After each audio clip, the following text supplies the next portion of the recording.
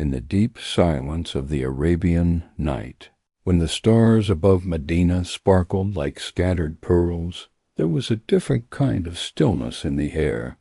It was not the stillness of peace, but the stillness of something withheld, like a storm, waiting to be remembered.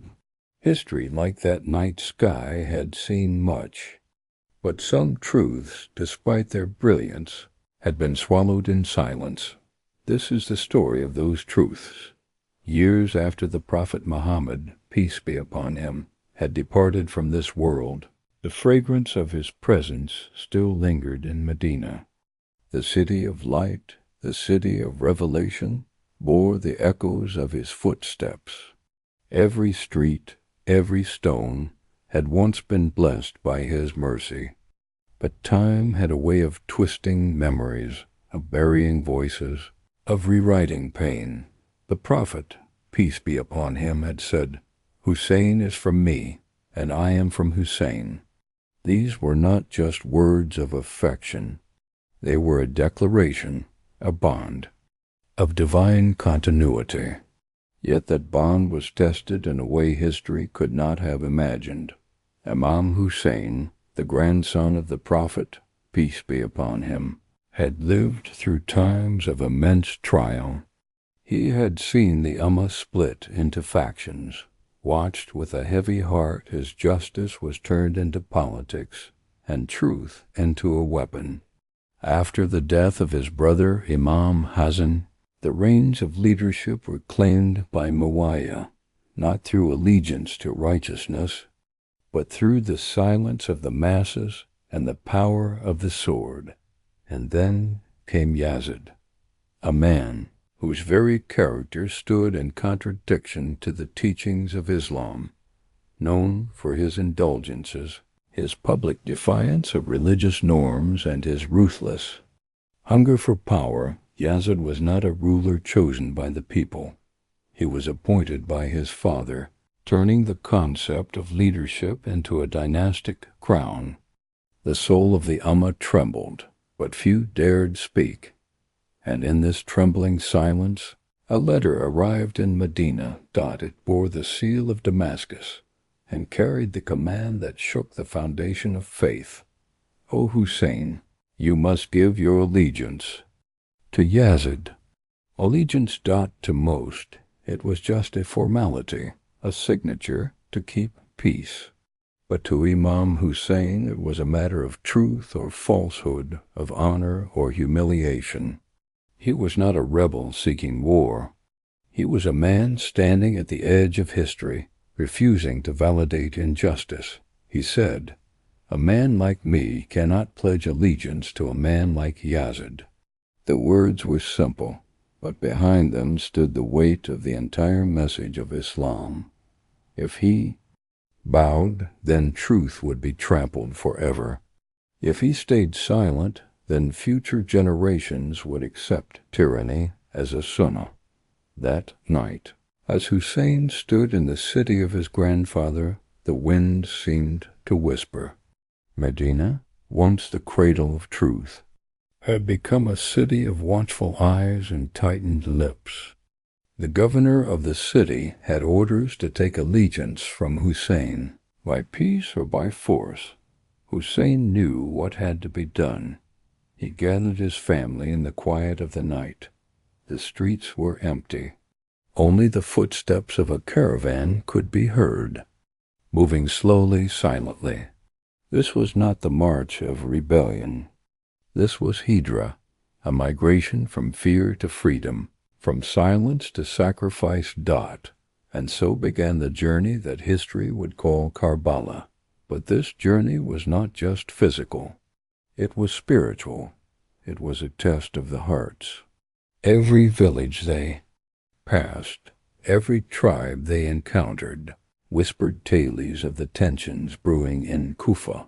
Letters had arrived in dozens, from men claiming loyalty to the bloodline of the Prophet, peace be upon him.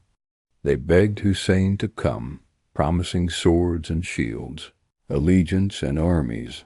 They said, "Come to us, O son of the messenger of God. We do not have an Imam. We will fight by your side. And Hussain sent a representative, Muslim ibn Aqil, man of trust, courage, and piety. He was to go ahead to assess the situation, to guide the people, and prepare the path if the promises were true. When Muslim arrived in Kufa, hope surged in the streets. Thousands came to greet him. Thousands pledged their loyalty.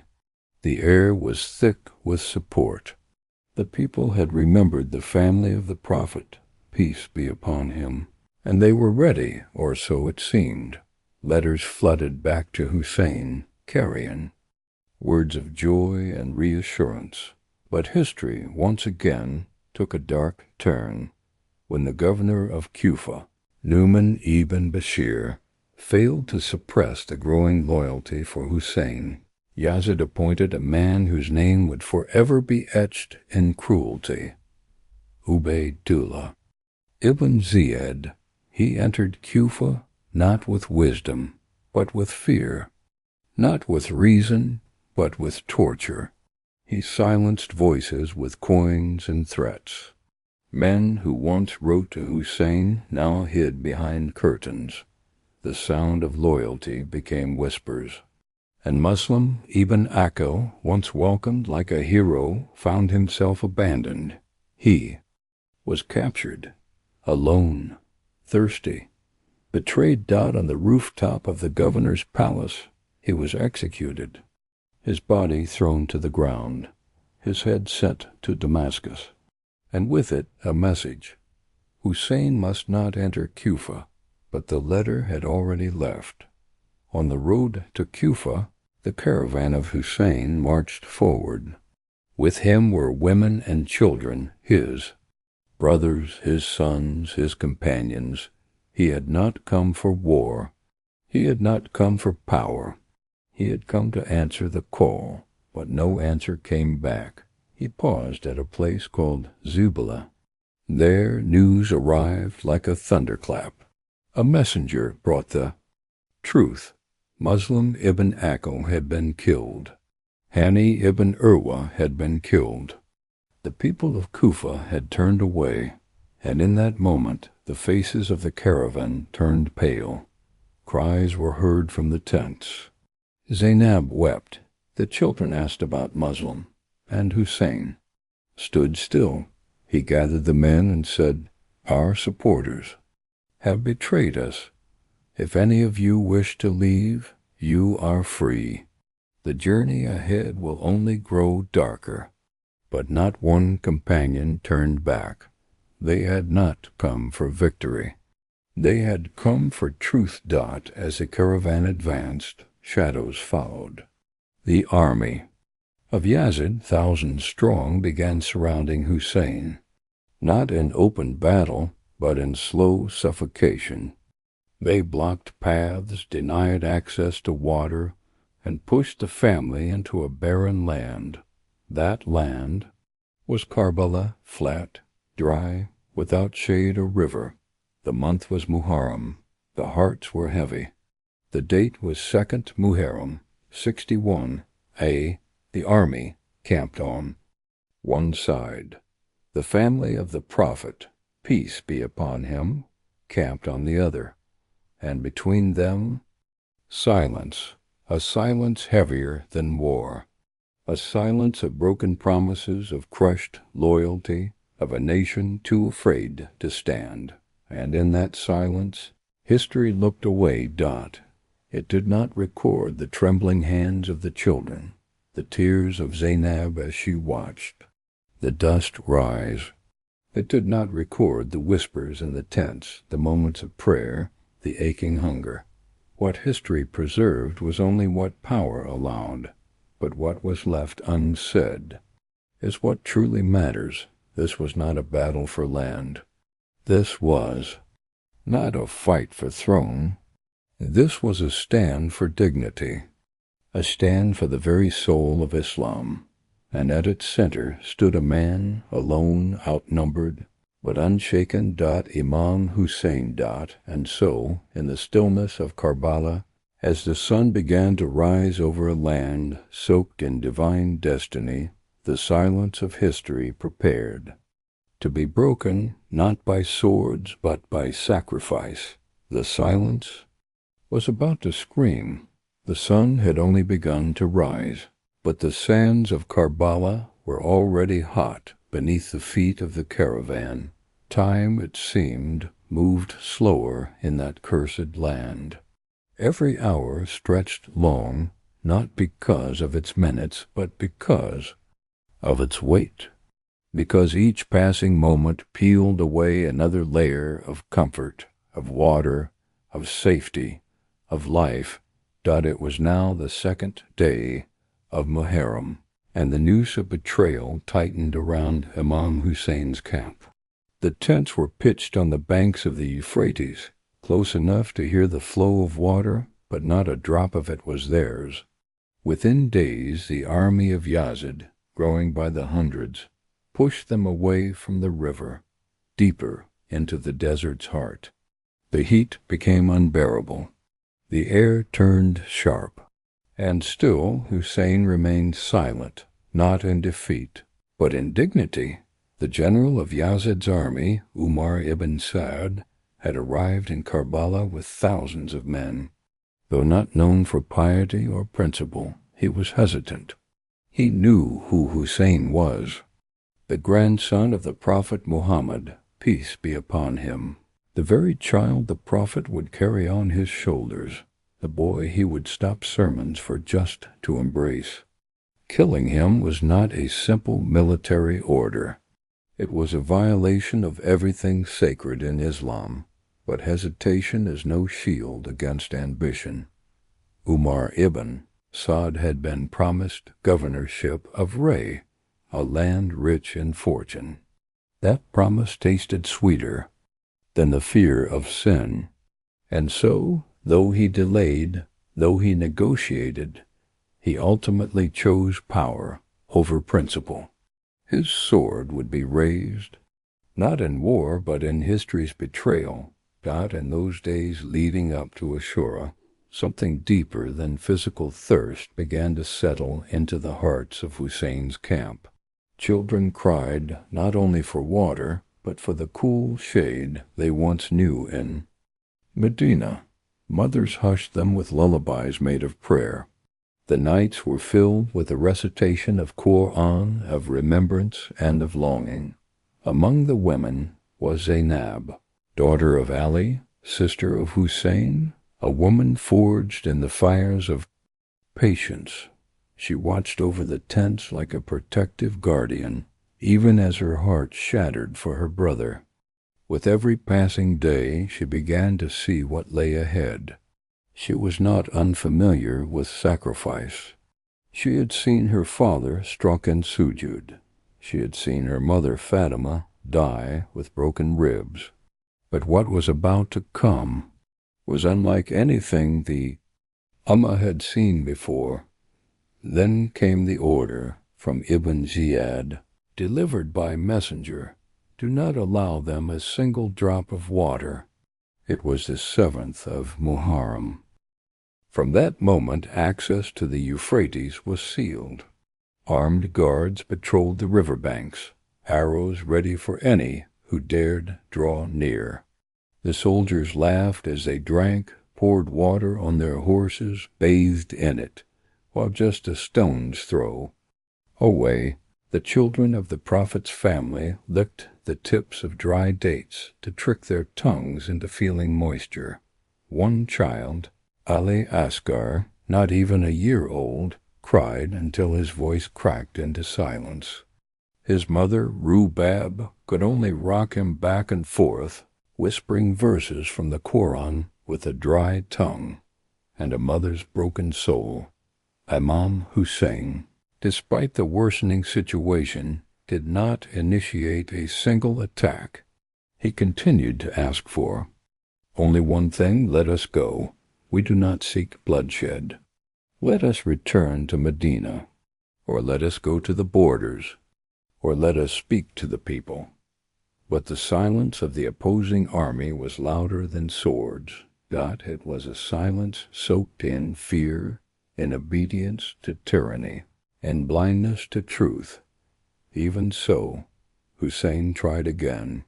On the night of the 9th of Muharram, sensing the growing threat, he sent a message asking for just one more night, a single night to pray, to prepare, to speak to his Lord. Umar ibn Sa'd, after some hesitation, allowed it. That night is known in history as Laylat al-Ashur. It was a night of weeping and worship. Every tent glowed with whispers of Quran. Every man stood in prayer. The children, weak with thirst, laid close to their mothers, while the sound of Imam Hussein's voice echoed through the camp as he recited supplications beneath the moonlit sky. He walked among his companions, thanking them for standing with him, despite knowing what dawn would bring. He said, "You are free to leave. The enemy seeks only my life. If you go now, no blame will be upon you." But none left, even Habib ibn Musahir, now aged and frail, stood tall and said, "And where would we go, my master? After seeing the truth, how can we return to falsehood?" Zuhair ibn Cain, once a man of Uthmani leanings who had previously avoided the family of the Prophet, peace be upon him, was now among the firmest of Hussein's loyalists. He said, "By God, even if I were to be killed 1,000 times and brought back to life each time, I would still choose to die at your side." And the youngest of them, Qasim ibn Hazan, the teenage son of Imam Hazan, came forward and asked, "Am I not among those who will be martyred?" Hussain looked at him, this child barely old enough to carry a sword, and his eyes welled with tears. "Yes, O my nephew, you too will join us in paradise." And in the quiet of the night, Zainab entered Hussein's tent. She had not come with questions. She had come with understanding. Her eyes, though swollen with tears, held the strength of 1,000 warriors. She sat beside her brother and whispered, "O brother, has the time come?" Hussain looked down. He did not speak. His silence was the answer. Zainab wept, not for her own life, but for what the Ummah had done to the grandson of its prophet. What had become of the people who had once called out Ya Rasul Allah in every prayer? Where were their voices now? And so came the dawn of Ashura, the 10th of Muharram, the day the sky itself would seem to shudder, the day the angels would descend not to fight, but to weep. Imam Hussain gathered his companions for the final time. He raised his voice and reminded them, "Remember who I am. I am the grandson of your prophet. I am the son of Ali and Fatima. If you doubt me, ask the companions who knew the messenger of God, peace be upon him. What wrong have I done? Why do you seek my blood?" But there was no response, only the sound of swords being unsheathed. Hussain then turned to his companions. They numbered fewer than 80, including old men and teenagers, including sons and nephews, including former slaves and tribal nobles. Against them stood an army of 30,000, armed to the teeth, drunk on the promise of Yazid's gold. One by one, the companions of Hussain went out to face death. And one by one, they fell, but not in defeat. They fell proclaiming Allahu Akbar, Labbaik Ya Hussain, and we are with the truth. Among them was Ali Akbar, the son of Hussain, a young man whose resemblance to the Prophet, peace be upon him, was so strong that Hussain would say, "Whenever I missed my grandfather, I would look at you." When he fell, pierced through the chest, The father who carried his body back to the tent was not just mourning a son. He was mourning the end of a legacy. The Ummah had failed to protect, and in the tent, Zainab held the children close. She did not scream. She did not collapse. She whispered words of courage. Her eyes burned with the fire of truth. She would not break, not today, not tomorrow, not even when the tents would burn. Outside, the sun began to reach its peak dot, and in the distance, a cradle was still. Inside it lay Ali Asghar, the infant, parched beyond words. His lips were cracked. His body barely moved. And Hussain lifted him in his arms and walked to the battlefield. He held him up and cried out, "O people, if you claim I am guilty, then what has this child done? Give him water. He is dying of thirst." But the response was an arrow. Karbala, the archer, released a three-pronged arrow. It tore through the neck of the infant and pierced the arm of his father. Blood poured onto Hussein's hands. He looked up and said, "O Lord, accept this from me." He returned to the tent, not with water, but with a lifeless baby Dot. The tragedy was not yet over. The companions were now gone. The family members were now gone. And Hussain stood alone, his clothes torn, his back wounded, his eyes still burning. With resolve got as the sun prepared to set, he mounted his horse one final time, but that final stand will be written in the blood of history. The sun had reached its peak. The sands of Karbala shimmered like fire beneath the feet of warriors and oppressors alike. The once proud banners of the Prophet's family fluttered weakly above tents surrounded by death. And in the midst of that scorched plain, only one man remained standing, Imam Hussain. His body bore the wounds of betrayal, cuts on his arms, arrows in his flesh, a heart bruised by the loss of every beloved soul that had once surrounded him.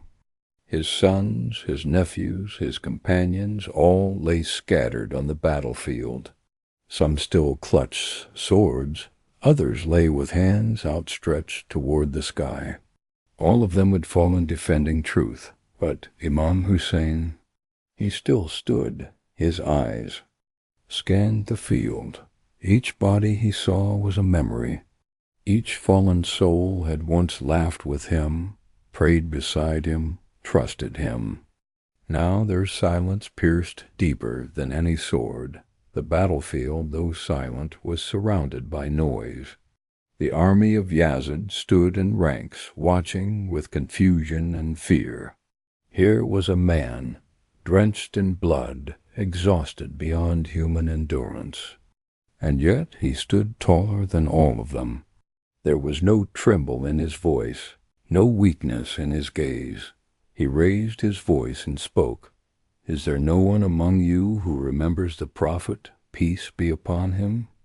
Is there no fear of God left in your hearts? You know who I am. You know the blood in my veins. Why do you seek to kill me?" But no one answered. Not with words. Instead, they tightened their formation.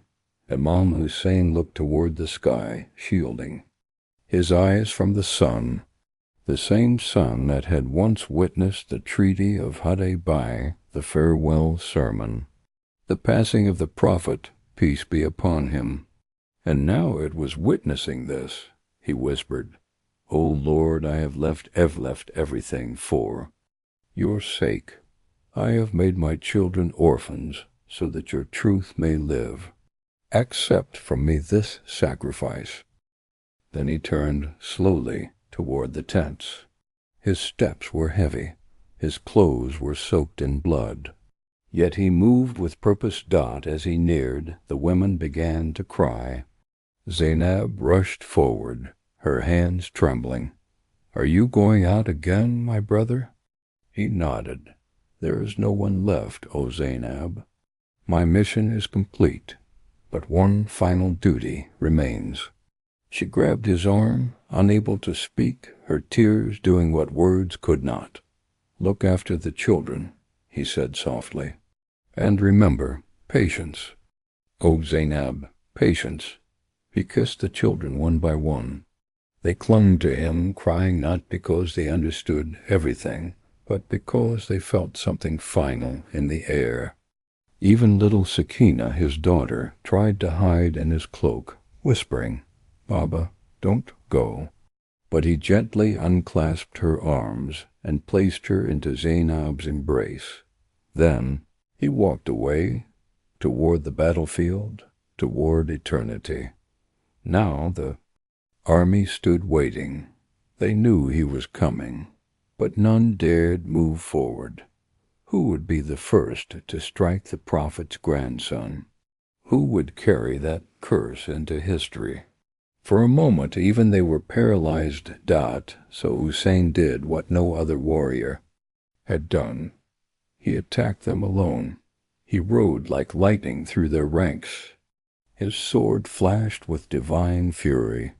He cut through soldiers, wounded captains, scattered formations. Wherever he rode, they ran. Some swore they saw the Prophet's shadow behind him. Others claimed the angels wept above, but the battle was unfair. His enemies were many. They regrouped. They surrounded him. Arrows flew like rain. Spears closed in. From every direction they tried to bring him down. Yet still he fought, until his horse stumbled, until the weight of his wounds became too much, until the arrows bled him dry. He dismounted, still swinging his sword, but now on foot he could no longer defend himself from all sides. And then the final arrow struck It tore through his chest and pierced his body. Blood spilled onto the sands of Karbala. He fell, not in defeat, but in divine fulfillment. He lay on the ground, gasping, bleeding, whispering prayers only heaven could hear. No one dared approach. Not yet. It was as if the earth itself held its breath. And then Shimmer stepped forward, a man whose name would be cursed in every generation that remembered this day. He approached the fallen, Hussain. He raised his sword, and with that blow he severed the head of the grandson of the Prophet Muhammad, peace be upon him. The earth shook, the sky darkened, the winds howled like beasts. The sun seemed to retreat behind clouds. According to narrations, even the animals of the desert wailed. Heaven and earth bore witness. The blood of the Prophet's family had been spilled upon the earth. And Yazid's army? They celebrated. They shouted. They laughed. They looted. They raided the tents, burning them, tearing the veils off the women, snatching earrings from the ears of children, striking Zainab, dragging the girls into the open. The daughters of Fatima, unveiled, dishonored. The cries from the tents rose louder than the clashing of swords. Among those who remained was Imam Zain al-Abidin, the son of Hussain, sick and unable to fight. He lay in one of the tents, barely conscious. When the enemy entered, they debated killing him, too. But one voice intervened, and his life was spared, not out of mercy, but because they wanted to parade him as a prisoner. And so the heads of the martyrs, including Imam Hussein's, were mounted on spears. The women and children were shackled, chains around their necks, whips on their backs, barefoot, hungry, grieving. This was not just tragedy. This was humiliation. This was the price they paid for standing by the truth. And yet, in the midst of all this horror, Zainab stood tall. She did not bow her head. She did not break Dot when they passed by the bodies. She called out, "O Muhammad, this is your Hussain, left unburied, soaked in blood. O grandfather, witness what your Amma has done." She gathered the children. She comforted the women. She became the backbone of survival. Dot. She was more than a mourner. She was a witness. The caravan was forced to march toward Kufa. From there they would be taken to Damascus, to Yazid's court, humiliated before crowds who had no idea who they were. Many believed these prisoners were rebels. Few realized these were the very descendants of the Prophet, peace be upon him. Zainab, however, would not remain silent. Dot in the court of Ibn Ziyad. When he mocked her, she said, "I saw nothing but beauty." He was stunned. Beauty? Yes, because what Zainab saw was not just blood and loss. She saw the fulfillment of divine purpose. She saw how every drop of Hussein's blood had planted the seeds of truth in the soil of history. And in Yazid's court, when he laughed before the severed head of Hussein, Zainab stood and delivered a sermon that shook the throne. She said, "Do you think, O Yazid, that by killing us you have achieved something? By Allah, you will never erase our memory. You will never extinguish our light." Her words traveled across generations. Her defiance became legend. And from the ashes of Karbala, a revolution was born. Not a political one, but a spiritual uprising that would forever draw the line between truth and tyranny. But for the moment, in that long journey of prisoners, history remained silent. Few recorded the cries of the children at night. Few described the wounds of the women. Few wrote of the cold, hunger, and mockery they endured.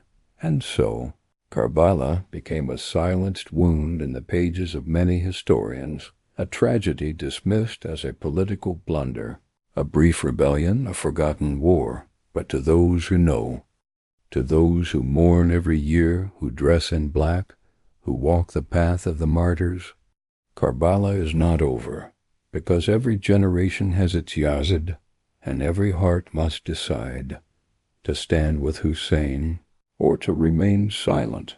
The winds of Karbala had quieted, but only on the surface.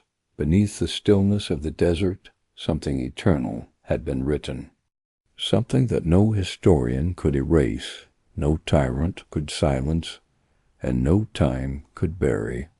Though the swords of Yazid had done their brutal work, slaughtering the family of the Prophet Muhammad, peace be upon him, looting their tents, dragging their women in chains, the story was not over.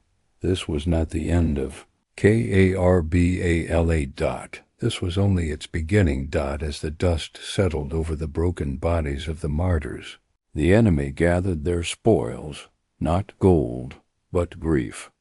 They cut off the heads of the fallen, placing them on spears. They stripped armor from bodies still warm, and then they turned to the tents.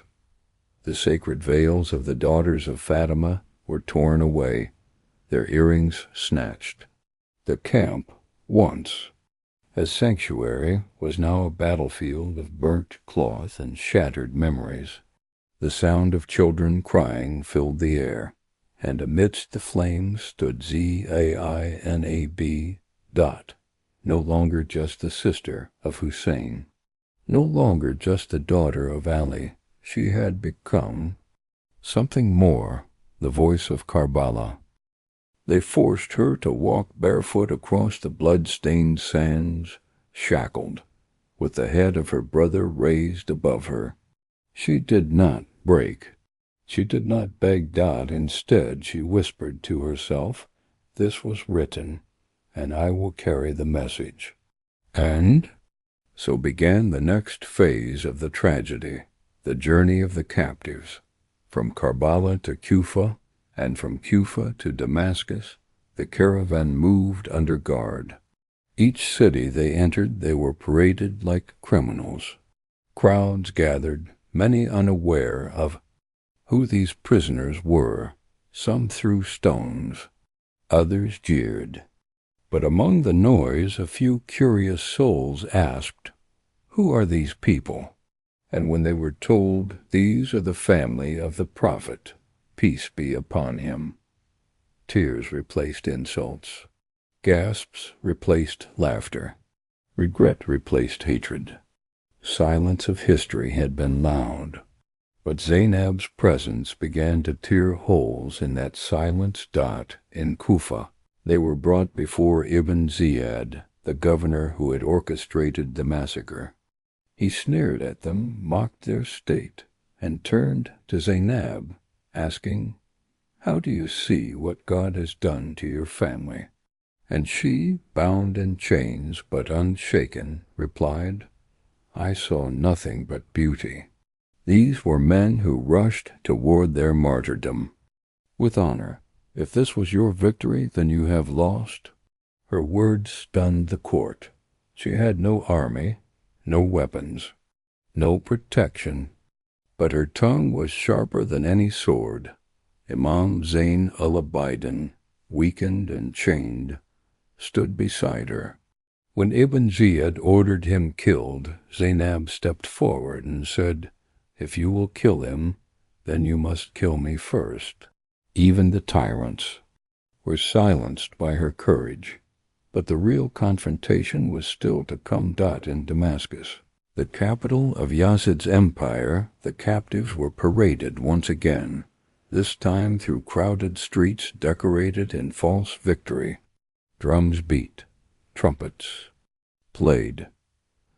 People cheered. And Yazid sat on his throne, sipping from goblets of wine, with the head of Imam Hussain before him in a golden tray. He mocked it. He struck it with his cane. He quoted verses of poetry boasting of Banu Umayyah's victory. And then he turned to Zainab. She was veiled in sorrow but unbowed in spirit. "How did Allah treat your brother?" he asked mockingly, and she stood in that very court and delivered a sermon so powerful that history would remember it for generations. "Do you think, O Yazid, that by killing us you have gained honor? Rejoice if you will. But by Allah, you will never erase our memory, never silence our names, never destroy our light." She reminded the court who Hussain was, the son of Fatima, the grandson of the Prophet, peace be upon him, the man who stood when all others bowed. "Your days are numbered, O Yazid. You will see your fate." Her words echoed far beyond that court. Even Yazid's own household was shaken. His wife and sister wept. Some nobles began questioning the truth. The lie was too loud and the pain too real. Yazid, fearing unrest, ordered the prisoners to be treated better. He offered them food, clothes, even release. Zainab and the women asked for one thing only: "Let us mourn. Let us bury our dead." Eventually, he allowed it. The caravan was allowed to return to Karbala, but the journey back was not one of celebration. It was a funeral, a procession of grief. On the 40th day after Ashura, known today as Arbeen, the survivors returned to the place where it all began. The battlefield still bore the marks of that day. The earth still remembered. The graves had been dug by the tribe of Banu Asad, who, after the enemy left, had come to bury the bodies.